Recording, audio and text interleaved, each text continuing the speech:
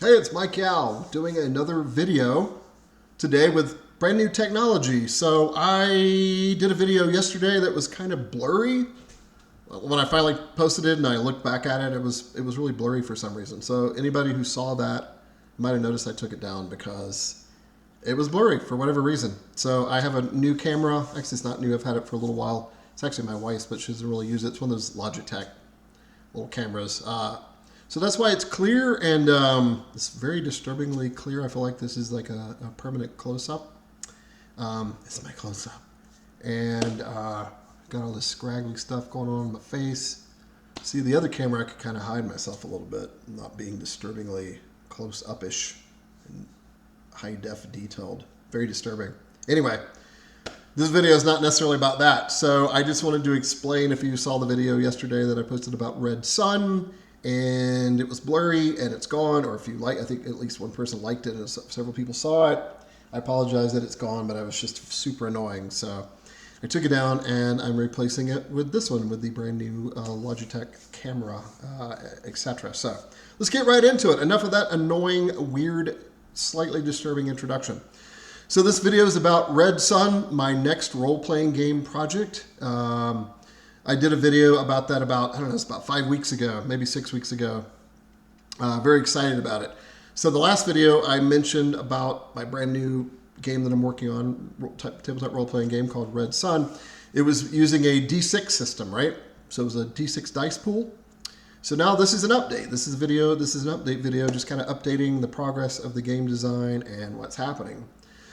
So the first thing I want to go over is that it's no longer a D6 system. It's now a D8 system. Yeah, one of these bad boys. Everybody knows what a D8 looks like. I don't know why I'm showing it. I have a bunch of these laying next to me because you can roll up to 8 of those in the new system. I think in the old system you could roll a maximum of 76. This is, system you can roll up to 8 D8 because I thought 8 D8 sounds really cool. Also mathematically it kind of works within the game system. The reason there's a maximum you can ever roll, depending on how good you are at whatever it is that you're about to roll for, your action resolution. Hello, kitty. My cat Nymeria is visiting. You know you're a medieval fantasy nerd when you name your cats after Game of Thrones characters. So that's Nymeria. She might appear on screen. Callie's in the background. My cats. Anyway, my children, basically. So it is now a D8 system. D8 dice pool. So very cool. I think it works better that way. Number one, D8s are more exotic than D6s. D6s are very common, right? It's like the dice everybody has, Yahtzee and all of that. So, and you might ask, well, that's perfect because, right, if you don't have any tabletop role-playing dice, then it's easy to get into Red Sun because there's D6s laying around your house, right? But that's not really how it works, right? So people that are into tabletop gaming, even if you're brand new into it, you probably have a D8 and you could easily acquire one. It's easy to, there's hobby shops now all over the place. Like when I was a kid, I had to drive, half hour, 45 minutes to get to the nearest sort of hobby shop that sold Dungeons and Dragons stuff back in 1979, 80. So now it's like, and you can order them on Amazon, you can find them everywhere. So that's not even a big deal anymore. So went to D8 because it's a little more exotic. D8s also don't get enough love, I think, in gaming. So I was like, yeah, let's do the D8 system. I think it works better. So in the previous D6 system, you had difficulty ratings from 3 to 6, right? So from easy to extreme. So now the difficulty ratings go from, well, they can go even lower than 4, but generally they're 4 to 8. Easy, moderate, challenging, tough, and extreme. Extreme is an 8. Those are difficulty ratings. So the basic game system, and I don't want to give too much away that I'm working on. I want to kind of keep it somewhat of a secret, but I'm going to share a lot of it. So just buckle down, probably another long video. Hopefully it won't be super long. It'll be probably kind of long. So, and I never edit these things. So basically you're rolling, so for example, if your trait that you're rolling on, there's 4 traits in the game system. There's agility, physique, mind, and spirit. Originally, when designing the game, I wanted to do body, mind, spirit. I was like, that's kind of cool. It's like it's a 3. It's like the sacred 3, and it's like the mind, body, spirit. Everybody talks about that. That's the 3 factions that kind of break down. But then in practice, I'm like, body's too much, like because body is split up between how quick and how fast you are, and how strong you are, how healthy you are, right? That's why you have strength, dexterity, constitution, traditionally in Dungeons & Dragons, Pathfinder, etc. So I end up splitting body into agility and strength, right? So you have agility, strength, mind, and spirit. Agility, probably self-explanatory. Strength, physical strength, by the way, pretty self-explanatory. Mind is, I guess, mostly, but in the context of this game system, that's, yeah, it's how smart you are, how much clarity you have of mind, and how smart you are, that kind of stuff, deductive reasoning, blah blah blah. And then there's spirit. Spirit is a tricky one. Actually, it's kind of really my favorite one because I don't know. I've always kind of liked the word spirit for some reason. Spirit, team spirit. So spirit is basically a combination of charisma and willpower or wisdom from D&D, or if you want to use the Savage Kingdoms terminology, it would be like a combination of willpower and magnetism. So in other words, it's how you enact your will upon the world and others. So that's kind of charisma in a way, and it's also your mental strength as well. So your strength of personality and your strength of will. So yeah, to explain those are 4 traits. I may end up calling them attributes. Right now they're actually called traits. It's just 4 of them. I just wanted, like I said, originally I wanted 3, but I think 4 is fine. I don't want to do the sort of traditional 6 this time. I don't think there's a need to. One of the design goals is to be, I don't want to say simplify, because whenever you say that, it sounds like it's boring. But yeah, a little more simple than Savage Kingdoms, which I'm proud of. I think it's actually fairly simple, and once you learn SK, it's actually probably even easier than Dungeons and Dragons. Actually, I'm sure it is, because it just flows. But that was the whole sort of point. But with the design, and it's just a single D20, and there's no other dice to worry about. That's kind of my MO as a game designer. Is like I like to do my streamlined game systems. I like game engines that run sleek and they're all tied together, right? First edition, second edition D&D. Now it was the first role-playing game, so it gets a little bit of a pass, but it had a lot of subsystems. I think if you've ever played it, you had like thieves are rolling percentile dice, and then you rolled high in some cases with a D20, and then some cases you rolled low, especially towards the end of second edition when you had non-weapon proficiencies and stuff like that, which was fine, and then percentile dice sometimes. But I personally, my MO is I like a tighter game system. So Savage Kingdoms, you had the D20, single D20, everything runs off of it, and combat, attack, and damage is all figured on the one roll. That's another thing I have in Red Sun. When you're making an attack, whether it's a strength battle axe attack or an agility dagger strike or a agility longbow shot, you're rolling whatever dice it is that you have. Say, for example, in that skill. So, for example, say you have a 2 in agility, which is average. 1 is poor, 2 is average, 3 is exceptional, and 4 is heroic. Nobody can start with a 4. You could eventually advance to a 4. Every 50 experience points, you get to increase one of your traits, actually. And there are a couple of blood talents that allows you to, but 4 is the maximum. But these blood talents can allow you, in some cases, you can go to 5. However, usually one of your other stats can never go, or traits can never go above 3. I think maybe in one case, maybe not even above 2, like Trollborn or Giant Blood or something like that. But so, for example, if you were shooting said longbow at a target, whether it's an enemy or a tree or whatever, you would roll your agility, and then if you have any extra bonuses in longbow, for example, if you have a talent called Longbow Adept, that allows you to add an extra die. So you'd roll 3 dice in this case, right? So, and then you're looking for it to hit the target number. So as many times you hit the target number, the amount of defenses, the amount of successes is, so it depends on them. So for example, say the difficulty rating in this case is 5, right? So you're shooting at an opponent, defense rating of 5, which is kind of average, maybe no, that's actually average. And I roll, here I'm actually gonna roll 3d8. I know it's off camera, so it probably doesn't matter. 6, 2, and a 2. So 1 success there. That is what's called a marginal success in Red Sun. So that means you succeed.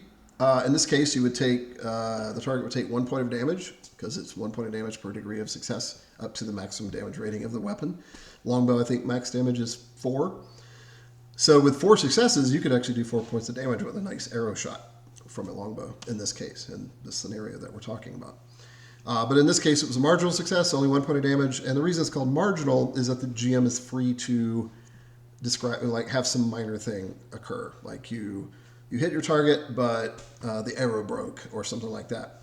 I would say you could say the bowstring broke, but that's more of a mishap. That's more of a major thing. And that mishaps, which we'll get to in a second, is a whole different ball of wax. So if you scored 2 successes, in this case, that would be a moderate, or no, actually, I renamed it normal success. The reason I renamed it is because I want to let GMs know that that's kind of the default. Like a 1 or 2 success basically is you succeed, nothing fancy has to happen. 3 successes is what's called an extraordinary success. That means you succeed and then maybe some other little minor benefit occurs. If it's a mind perception test, for example, you might have picked up on more detail on whatever it is you saw. Like you saw some soldiers in the distance, but you noticed in this you saw a bit of heraldry on the soldier or whatever. Heroic success, 4 successes. Maybe you actually did it. You actually recognize one of the soldiers, and then you can go all the way up to legendary success, which is 5 successes. But 1 and 2 successes, normal, and marginal successes, you don't really have to worry about that. GM doesn't really have to worry about that. You don't even have to worry about the marginal success either, per se, particularly in non-combat skills. In combat, the degree of success means more because of what I just said. It's like a point of damage per degree of success up to the maximum damage rating of the weapon. For example, a dagger is only max damage 2. Punch or kick, elbow shot, a brawling attack is maximum damage 1. Although there are some, the brawler talent allows you to do more damage than that, and you get a +1 in your athletics or on your strength brawling test and whatever. Speaking of which, I keep calling them tests. So in Red Sun, I'm going to call them, so in D&D they call them skill checks or ability checks.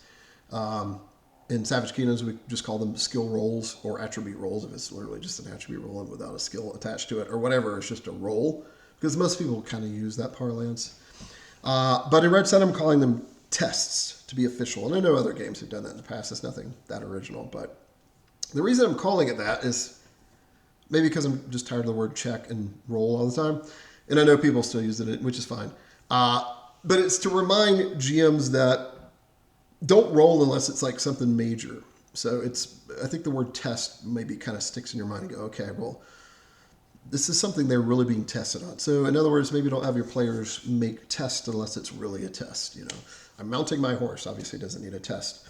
Mounting your horse quickly to get away, yeah, it's probably a test or something like that. So just as an example. And there will be plenty of examples in the book as well. And there already are some in the playtest rules document. Speaking of which, I'm already on version 1.1 of the D8 version. There was a 1.0 version of the D6 version. Now we're at 1.1 on the D8. I actually did enough work last night on the rules to probably justify 1.2, but I don't want to keep inundating my playtest people with all these documents. So I'll probably wait a little bit and get some more written to do a 1.2. Or at that point, it might even be a 2.0. So yeah, very cool. Moving along here, so some of the themes in Red Sun, I know I discussed it in the last video, but just to kind of, for posterity, just to have it all here in one place. I think Conan the Barbarian is probably the main inspiration. Robert E. Howard, who also designed Cole the Conqueror. That was actually his first design. Conan was actually second after Cole, just a little tidbit there.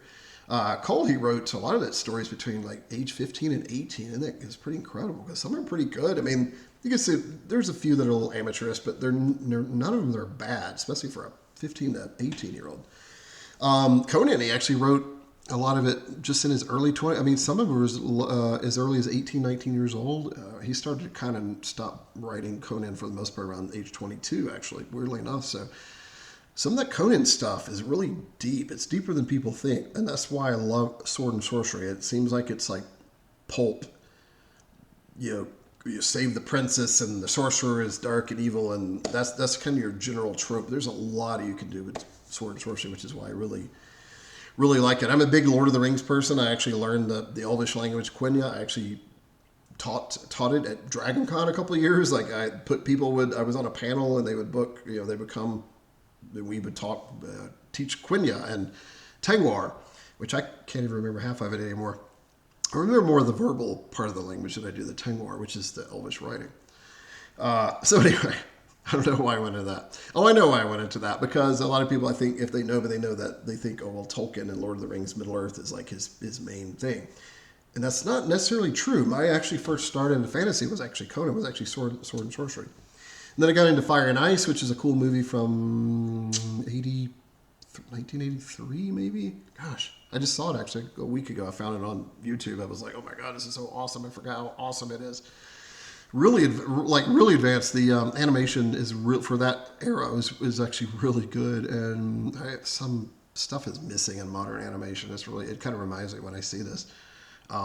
Yeah, Fire and Ice. So another inspiration would be, other than Conan, Fire and Ice, and I'm not talking about Song of Ice and Fire, although that kind of works. It's not technically sword and sorcery. J.R.R. Martin, that was more Savage Kingdoms actually, but there are definitely elements of SNS in there. Beastmaster, which is kind of I don't know, it's sort of a cheesy movie from the 80s, but to me it was really cool. Like it was a pretty decent movie actually. Heavy Metal magazine, so some of the sword and sorcery stuff, just the feel of that 1970s, 1980s Frank Frazetta era is kind of what I'm going for in Red Sun. In fact, where does the name Red Sun come from? Well, first of all, in the setting, the literal physical sun itself is a red giant, so it's a big red sun, right?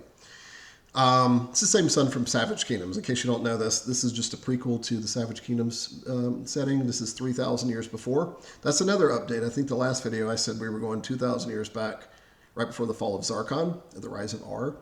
But I want to go further back, because I want to deal with bronze and the bronze, the iron and steel kind of coming in, and that way you can kind of get into the riddle of steel and the enigma of steel. That's like a big theme in Conan. And some other sword and sorcery stuff, how the making of steel is almost a magical process because of just a couple little secrets that were, when people were building iron, suddenly made steel, and it was like noticeably better than just raw iron. So, so I wanted to kind of deal with some of that stuff, which I thought would be really cool. Another reason it's called Red Sun is because of Dark Sun is like a D&D setting. It's probably my favorite Dungeons & Dragons setting. I don't think it gets enough love. So that's kind of like a little, I like to do, I'm a big word association person, a very symbolic word person. Also, Red Sonja is like a big sword and sorcery character, a big fan favorite, and Red Sun, Red Sonja, Dark Sun. And the last reason it's called Red Sun, so there's 4 reasons really, is because in Viking lore, and there's some other cultures that have it as well, including some ancient Celtic lore, I believe, where when they believed a red sun was rising, there would be blood spilled, right? So red sun rises, there will be blood tonight. Red sun. So that's the whole reason. Right. Moving on. So it's now, I just covered that, 3,000 years before Savage Kingdoms. So it's kind of coming out of a Bronze era. You've got some gleaming empires that are kind of there, but they're starting to erode a little bit, like the Rhodonians from the people of Rhodon, which are the pre-Pridonians from Savage Kingdoms. The Zaramese Empire has not quite risen, but it's kind of on its way up. There's an empire I have to deal with because I wrote a lot of lore in Savage Kingdoms, but I didn't really detail a lot of it. There's a little bit, but not much, called the Galagadson Empire. And I'm kind of excited because I made it like very enigmatic, like I didn't. A lot of my other empires have like kind of a fairly obvious cultural stamp on there, what the cultural analog is in real life. But the Galagadson Empire, I didn't really do that, and I'm kind of excited because I think in Red Sun, even though I'm going to have cultures that you could kind of pinpoint what they represent in the ages of antiquity, but I think in Red Sun I'm going to go a little more foreign, a little more outlandish, maybe, where it's not as obvious to tell. And that might be a good, because we're kind of in an age where cultural appropriation is like kind of a thing, and I know some people get a little too touchy about it, and I understand, I kind of agree. But I also agree that it does happen too much and we're not maybe paying attention. So maybe that's a good time to kind of do that. So without being too much, because I do want this to be gritty, and I do want to kind of bring back some of the old sword and sorcery stuff. So, what was it I was going to tell you? Okay, so what else is Red Sun offering? It has an easier, swifter character creation. Easier and swifter than Savage Kingdoms. Savage Kingdoms character creation is a lot of fun. A lot of people love it. I like it. It's super detailed, and that's why a lot of people love it. But people that are more casual gamers, it's maybe a little too much. Because there is a lot of decisions you get to make and a lot of flipping back and forth in the book. But again, a lot of people really love that, and I'm kind of one of them.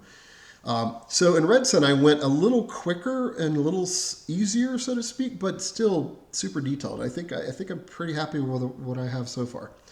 So basically, you get your race or culture gets you 2 free talents, right? That you get to choose from a list. I think it's like 12. I think every culture and race has 12, at least right now in the document, the playtest document. And then when you choose your calling, again, just like Savage Kingdoms, calling is it's kind of like a class, but it's not nearly as restrictive. In fact, once you start, you make a couple of choices in your calling advancement from then on, you can do whatever. So yeah, very cool. So meaning that it's really more like, to put a D&D spin on, it's really more like a background, and then from the way you progress in the story and your adventures is completely up to you. You're not tied to that calling necessarily. You can be if you want, but so it more represents kind of your training, your call, what your earlier calling was, right? Your gifting. And then your calling gives you 2 talents as well to choose from a list of like 10 to 12, I think. Just like culture and race. So that's 4 talents right there. And yes, I'm calling them talents, just like Savage Kingdoms. And then you get 10 talent points to spend on whatever talents you want. Now that sounds like a lot of points, but it's actually not a whole lot. Keep in mind you already get 4 free ones. That's usually enough to buy 2, maybe extra talents, possibly 3 if they're cheaper. Talents cost anywhere from 3 to 6, well, the base level ones, 3 to 6 experience points. Once you get into the adept, expert, and master level talents, the costs start doubling. They're exponentially every time. So, for example, to be a master death mage, we'll say death sorcerer, to have death magic mastery is 48 points. So you have to. Now, granted, you could start with Death Mage, which is just the lower tier of that, and then you've already saved 6 points right there. So, but yeah, so that's kind of how it works. So basically, every experience points are being spent. So in Savage Kingdoms, you got every time you advance, you got a certain amount of XP, and you came to advancement, you gained 5 skill points to put into skills, and you gained either 2 or 3 talent points. In Red Sun, talents and skills are all connected, and I wanted to do that on purpose. I wanted to challenge myself, and I'm kind of excited about it. I think it's kind of really cool. I think it's a cool idea, I don't know. We'll see. I mean, so far it's been pretty decent in playtesting. For example, so if you wanted to be really good with the spear, you would start off with the spear adept talent, which gives you another dice to add on your agility or strength spear, because you can use agility or strength for the spear, throwing it or thrusting. And so you would add another D6 when you made an attack, or D8, sorry. And then if you get Spear Expert at some point, which would be the next tier up, then you would roll 2 extra dice. So at this point, you might be rolling 4 or 5, depending on your trait. And then all the way up to Mastery, where it's 3D8 that you're adding. So just to kind of let you know how the tier system where the talents works. That's basically how it works. And there's other talents that aren't tiered like that, obviously, like Seer, which was formerly Second Sight in Savage Kingdoms, or Herbalist, or Ritualist, stuff like that. Deceiver, Destroyer. Destroyer is one of my favorite ones. You get bonus dice when you're destroying objects. So, and that was, I'm paying homage in Sword and Sorcery. There's a lot of, Conan the Destroyer, and there's a lot of the Destroyer kind of things, so it's kind of a little homage to some of that. So yeah, it's easier and swifter. Now, you do get up to 5 bonus points for weaknesses. Actually, I'm calling them complications so far in Red Sun. In Savage Kingdoms, they were called weaknesses. But they're basically flaws, disadvantages that you take. And you can have up to 5 points of those to gain you bonus talent points if you want. But you have to deal with the weaknesses and or complications, whatever you decide to call them. Right now, they're complications as printed in the playtest document, which I kind of like.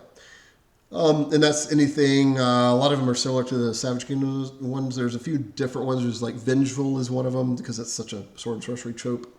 It's basically like an obsession, right? But it's more specifically narrowed into to being vengeful. There's Monastic is new. It's like you're used to living alone or with just a few people around you. And there's a few others that are kind of cool. But a lot of the others are the same, like being oath-bound to someone or being an oath breaker. Instead of tainted, it's called corrupted, actually, in Red Sun. yeah, stuff like that. And you can still have phobias, obsessions, addictions to various lotuses or wine or whatever. So, all right, moving on. So, easier, swifter character creation, just to summarize that little bit there. Yeah, you can make a, before I move on, one little point to add to that, which is kind of interesting. So, I've handed out the playtest document to several playtesters, several friends, gamer friends. And the first document that went out didn't like, I just had a lot of design choices and I didn't have a lot of explanation yet. There's a lot, I usually add that when I write a rule book. I usually go back and add the sort of the fluff, and I design the skeleton of the game first and I start putting the flesh on later. So this went out mostly as a skeleton and people figured it out. Like they figured out how to build a character. And some people said it only took them like 15 minutes, 10 minutes. So there we go. So I'm kind of happy with that. If I ever do a 4th edition Savage Kingdoms, I honestly may actually use this system for it.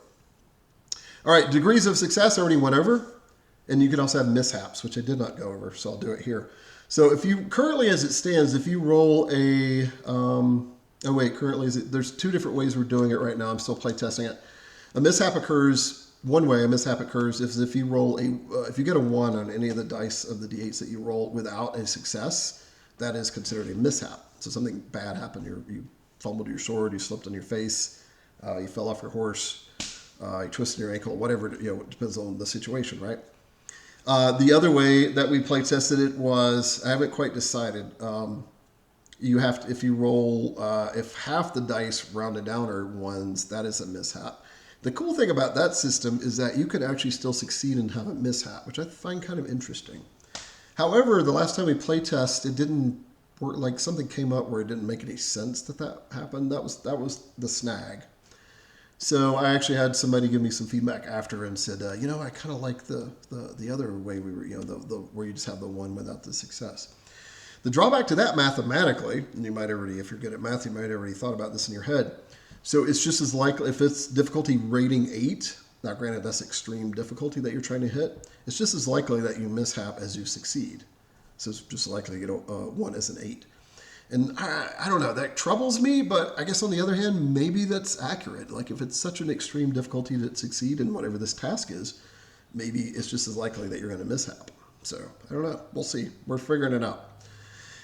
So those are called mishaps. In sorcery, it's really I'm really happy with the mishaps in sorcery. There's some nasty stuff can happen. In Savage Kingdoms, I meant to make magical art, sorcery, a little darker and edgier and more dangerous, and it kind of succeeded, but not as much as I wanted to. So Red Sun, I'm able to, I think, kind of pull that out a little bit more.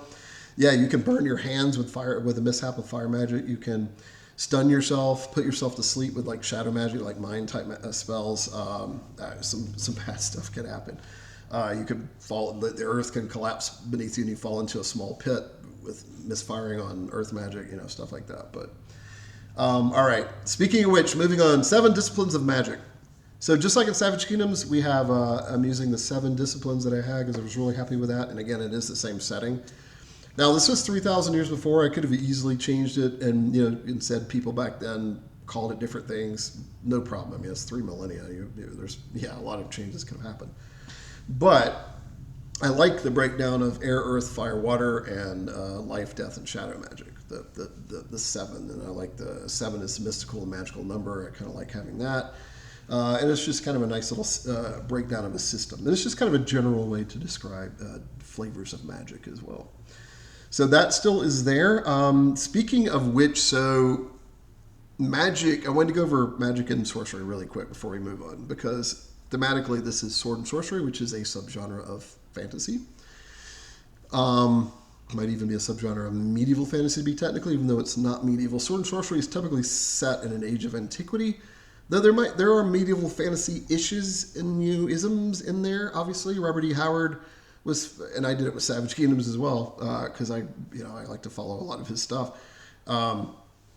He had like these ancient empires, but then when he went to places like Aquilonia and Zingara, they were kind of like he described like plate armor almost. Now, granted, it was probably Roman style plate, lorica segmentata, something like that, or also known as like banded mail. I think D&D called it that.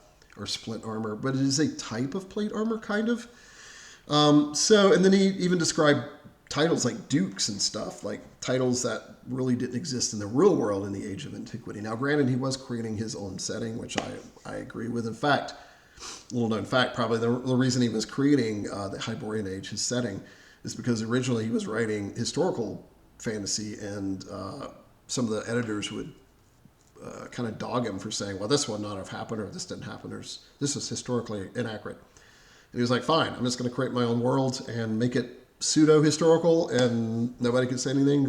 So like, well, in this culture, that never actually happened. So kudos to Mr. Howard. I like doing the same thing. That's actually why I do that as well. So magic and sorcery, the difference. So magic is like a broad term, right? Something magical. And and it almost is like it's kind of a lighter way to describe something mystical that happened or miraculous that occurred. Whereas sorcery has a darker connotation, more in the traditional term sword and sorcery, not Dungeons and Dragons sorcerer. That's like a whole different thing. But in sorcery has a deeper connotation. It's humans, mortals, trying to finagle and make miraculous magical events happen.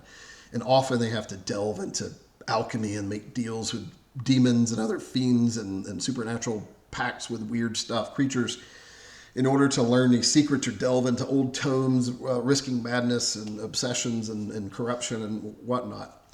And so I want that to be a thing. I want that to, so that's where the term sorcery comes. It's often a darker connotation. Not always, but just, so that's the subtle difference between in sword and sorcery fantasy between the use of magic and sorcery, at least the way I interpret it for Red Sun. Also, kind of like in Savage Kingdoms, a sorcerer typically is very, often is very suspicious, very looked down upon, or very, or people are very suspicious about. Maybe not looked down upon. Actually, they're often kind of respected in like a fearful, intimidated sort of way. However, if they're a member of like a priesthood of your culture, like a god that you grew up that you're hearing about, and is a priest of that sect or whatever, and that person is known to use some magic or sorcery or miracles, you would probably trust that, right? It's fine. But a foreigner comes into your land, and especially if he's not a member of one of these known traditions or sects, and just starts doing weird stuff, particularly if it's like death magic or even shadow magic or fire magic that's out of control and burns down a small copse of trees, then you're going to be very suspicious, right? And maybe even actively trying to either destroy this person or capture them or drive them out of your lands or whatever. So that's some good role-playing stuff that I hope will be in there. Because that's kind of in Savage Kingdoms as well, but I don't think a lot of players read that part, and they just kind of let it sort of occur. And I feel like it's kind of missed opportunities there. But anyway, moving on, ritual magic. So ritual magic will exist like in Savage Kingdoms. In Savage Kingdoms, if you spend an extra hour casting a ritual, you get a +2 bonus to your magical arch roll. In Red Sun, I made the ritual time a little bit lower. Actually, there's a few spells that do take an hour to cast a ritual. Also, not every spell can be cast as a ritual, like in Savage Kingdoms. Technically, any spell could be, because there was something called Create Talisman that you could store magical spells. Right now, I don't have that talent. I don't. It's not existing yet, but I might pull it out. But I'm so far not. And I, if I had decided to say if I had to publish the game today, I would not have it. Because I don't want magic or sorcery to be trivialized. And sometimes if you can just, it's like, I have a spell started this thing, that can be kind of trivial, right? I mean, most people role play it like really like, oh, I have this power and this gemstone. But, I don't know, it can be a little too flippant. So what the original point was, ritual magic, if you cast a spell, is a ritual. And ritual spells can take anywhere from 15 minutes to an hour. Actually, it's 15, 30, or an hour, and it'll say it in the spell description.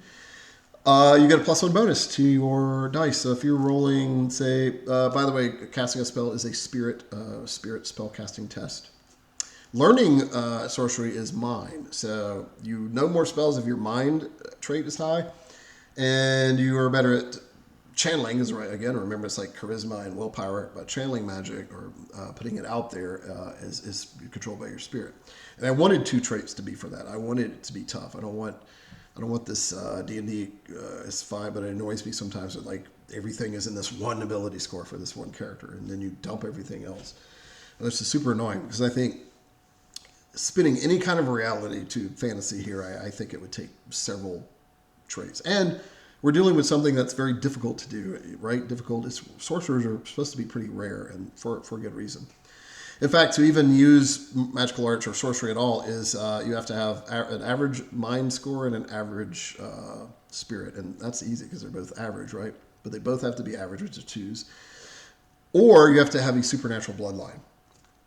So, meaning that you have to have a blood talent that's genie-blooded or demon-blooded, some supernatural bloodline to show that it comes mostly from your nature. It's a bloodline thing instead of a learned thing, right? So, there we go. Ritual magic adds a +1. There actually is a talent called Ritualist that I think adds +2 to ritual magic, although you have to have at least an apprentice or an acolyte helping you out, which is kind of cool and fun. So, and makes use of a little bit more traditional magic where you have like several people involved in the ceremony instead of like this one guy always doing everything. So moving on, non-humans are optional. So kind of like in Savage Kingdoms, we have humans, but it's not enough to say human because that's boring. That's kind of a D&D thing. It's like I'm just this generic guy who apparently just has no culture or ethnicity or whatever. So the cultures in Red Sun are very, very specific. We have the Rhodonians, we have the Zarmis, we have the Zunti, we have the Drax, the Gairns. Some of these names might sound familiar if you know about Savage Kingdoms because, again, this is 3,000 years before. So we're now getting more into the tribal, the people that's more of a tribal thing. Now there are some kingdoms that exist already that are kind of, loosely united tribes for the most part. So, yeah, it's kind of fun kind of going back in history and kind of like seeing where some of these tribes came from. Now, some of the lore is already there in Savage Kingdoms, but it's forcing me to come up with more detailed reasons of where things started and what kingdom existed before this one, if any, and what peoples lived in this area, if any, what monsters lived there, if any, and they still, and that kind of stuff. So other than making your choice, playing a human and choosing your culture, where you're from, there are non-human options, just like in Savage Kingdoms. The reason I say they're optional is because, particularly in Sword and Sorcery, it's very human-centric, very humano or human-centric, where it's, in fact, one of the main themes of Sword and Sorcery is man versus nature, or woman versus, humans versus nature. And barbarism versus civilization is also a big theme. And there's a little bit of a theme of law versus chaos, which is really ordered world, like civilized versus darkness, chaos, madness, creatures, demons, supernatural out there. So that's kind of a theme. But there are races that you could choose from that are not humans, such as the Rathkiri or I was going to say back. I mean, they were here 3,000 years before Savage Kingdom. The polar ice people that are extremely rare, kind of like the White Walkers in Game of Thrones is probably the best way to describe them, or the others. There's the Jan or Jenny. You can probably tell by the name. They're kind of like genie folk, and they do each one you get to choose whether you have an affinity to air, earth, fire, water. Very cool. The Gajula definitely fit in this setting, probably even more than Savage Kingdoms. They are ape men. Conan, Sword and Sorcery, you often see these kind of degenerate ape folk that are like a big trope in Sword and Sorcery, so that's kind of cool. The Tinku I don't have. Those are the bird race. They might be a little too, I hate to say silly for a grittier sword, but I don't know. I might edge them up and make them more. Going back to Beastmaster, if you remember those winged creatures that kind of, those were kind of cool actually. So maybe I'll make them more like that or something. And then we have the, who else do we have? The Jan or Jenny, we have the Rathkiri, we have the Gajula. See, I'm not really looking at notes. I just have like a little tiny list here. I'll come back to it. There's a couple more races to choose from. So the the Aluna Shi, the Dark Shi, and the Wild Shi, and the Dwargar are not here. They technically exist 3,000 years ago. In fact, it's at the kind of the end of the Age of Fairy. If you look at the timeline of Savage Kingdoms in the core rulebook, the early Age of Man, they kind of overlap. And so, but I've come up with a cool reason. They do exist, but they've just really started, like the Earth world and the other world have really just started to touch, and like gateways and portals are just now. Not to go too deep into the cosmology of Savage Kingdom / Red Sun, but basically the lore is that two worlds like were created, and they come together and touch on occasion. One is called the other world, and one is the earth world. The other world has the shadow world, the nether world, and the overworld in it, just as a very basic regional breakdown. The netherworld has demons and such horrible monsters such as that. The overworld has angelic beings, and which are really rare. They mostly kind of stay in the background because it is sword and sorcery, and it's mostly about man versus overcoming his or her problems instead of like being helped out by angelic things and stuff like that. And then the shadow world is really where the Fae are from, or the shadow world, that region of the other world, or where the Fae come from. And so they're just now really starting to come over here. And think very early Celtic Fae, really dark, dangerous, mysterious, not like Victorian fairies with little tiny, like really scary. Because again, this is sword and sorcery. So, but to that end, there are no she player character races, or no Drogar. They're not Fae, technically from the Age of Giants, so they're even older than the she and actually Savage Kingdoms. But they live underground mostly, and they live pretty much by themselves. They don't rarely go out. So, but it might be cool to have them as NPCs, have PCs encounter them. And also to let you guys know, if Red Sun takes off, like if I do publish it and it's reasonably popular, the next supplement might include Duergar and she as a player character. We'll just kind of see what happens. Or maybe Tinku if I decide to put those guys in there as well. I just thought of the other races. The Chunari. The Chunari are the lion folk, or cat folk. And then they're the Sleer. There's the three type. The Sleer, that's a big one because they enslaved most of mankind for for a long time, for like 1,000 years.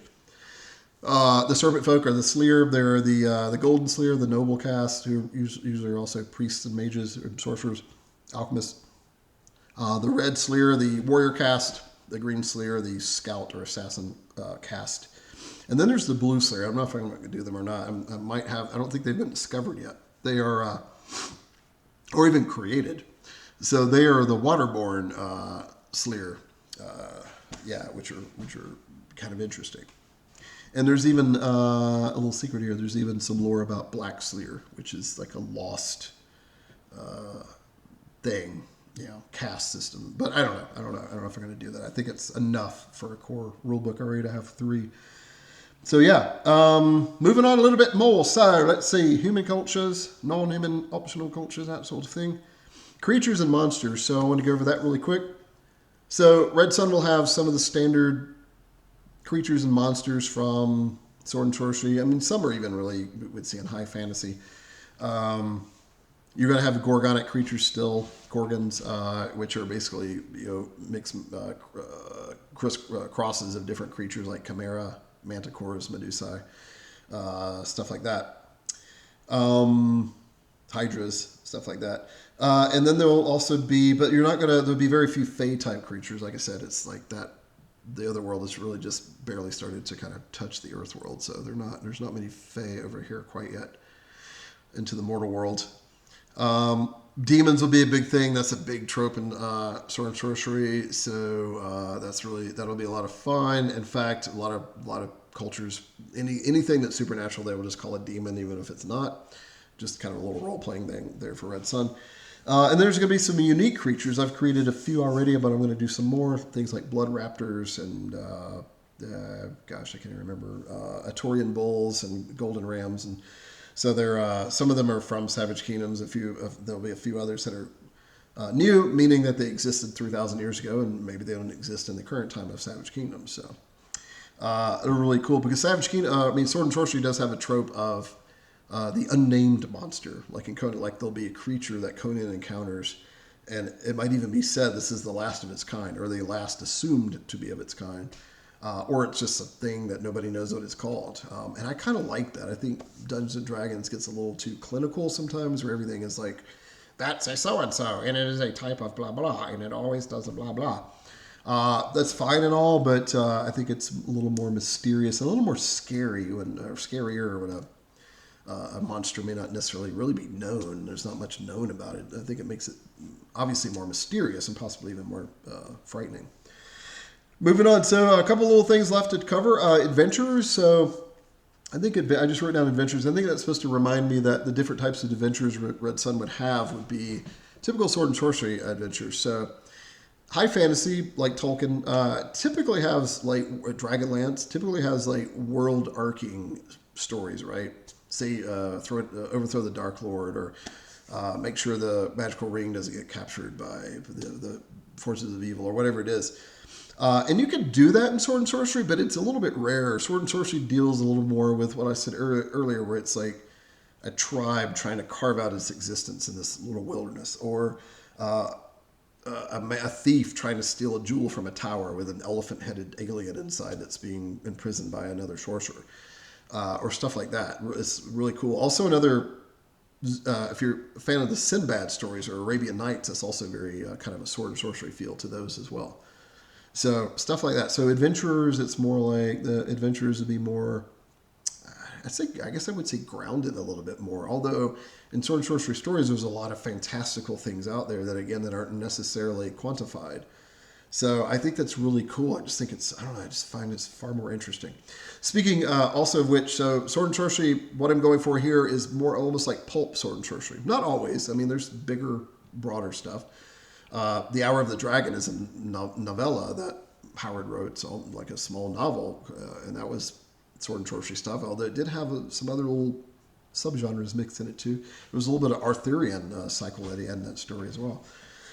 So you can do big overarching stories like that one, but often it's just, it's the Conan the Barbarian film is about Conan getting revenge on those who killed his mother and his... that was really the whole thing, getting even with Thulsa Doom. Now, during his journey to do that is when all this cool stuff happened, all these adventures and misadventures. So that's one way to do it right there. It's really cool. Stuff like that. Indiana Jones is pulp, by the way. It's not sword and sorcery per se, but there's a lot of sword and sorcery elements to Indiana Jones if you really look at it, particularly like Temple of Doom. So, all right, moving on to the last thing, Kickstarter campaign. So this game, Red Sun, if I go through, and the reason I keep saying if is because I don't want to abandon Savage Kingdoms. Not that I'm technically abandoning, but I would kind of be. I kind of feel like the Savage Kingdoms line is now kind of over. It's such a small game, and I love the people that are loyal to it. It's been great. I keep saying, it's sad when I say it like that. It's still going to exist. I still run Savage Kingdoms. But I think it might be time to kind of move on to like challenge myself with another game design. I like designing games and writing the lore and coming up with the mechanics and stuff like that. So anyway, what I'm getting at, if I decide to go through with this thing, we're probably going to kickstart it maybe around April or May, probably more like May. Yeah, see what happens. Probably like a typical 30-day thing, maybe 40, but probably 30. Yeah, we'll see if we can raise enough money to make this thing worthwhile and to hire, probably get my same graphic designer from Savage Kingdoms, Michael Scott Phillips, and yeah, we'll see what happens. So, well, thanks for paying attention, guys. This thing is 48 minutes. I apologize it was this long. I mean, I honestly kind of figured it'd go at least 40. I did want to cover a lot of stuff, so hopefully it wasn't just a complete waste of time. If you stuck with me to the end of the video, thank you, welcome. I apologize for the 48 minutes of your life that you won't get back, but hopefully it's been good. So until next time, thanks for hanging in there. Check out Red Sun role-playing game. Feel free to comment down below, or if you know me personally, message me. And if you want to copy the playtest rules, I'll be glad to send you some, or at least we'll talk about it or whatever. So, all right. Thanks for paying attention, and I'll talk to you guys again soon.